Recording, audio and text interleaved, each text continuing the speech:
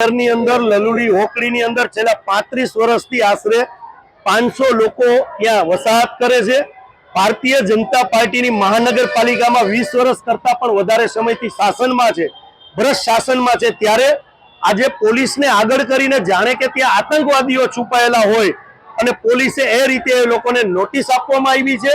એ નોટિસની અંદર ઉલ્લેખ છે 24 કલાકની અંદર આપની વસાહત આપ ખાલી કરજો, अन्यथा अमारे डिमोलेशन करवू पड़शे।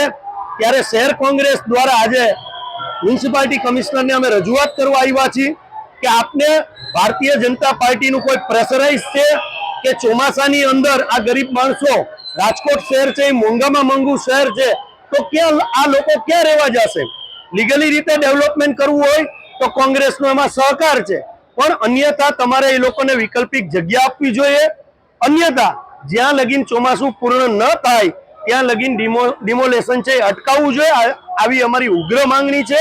ભારતીય જનતા પાર્ટીના ભ્રષ્ટ શાસનની અંદર રાજકોટમાં અનેક જગ્યાએ જે બાંધકામની મંજૂરી નથી, મોટા માતાઓની હોટલો છે, આ બધી મંજૂરી નથી છતાં પણ લીલા લહેર કરે છે, કારણ કે એ ભારતીય જનતા પાર્ટીના મેયર હોય, સ્ટેન્ડિંગ કમિટીના ચેરમેન હોય કે મ્યુનિસિપાલિટી કમિશનર હોય, ભ્રષ્ટાચાર કરી જે મોટા લોકો છે ને ખુલ્લો દોર આપ્યો છે, જે ટકનું લઈ આવી અને ટકનું જમતા હોય એની ઉપર આજે મહાનગરપાલિકાએ જે પ્રેશર ગઈશું છે એની સામે હર હંમેશા કોંગ્રેસ ઊભી રહી છે।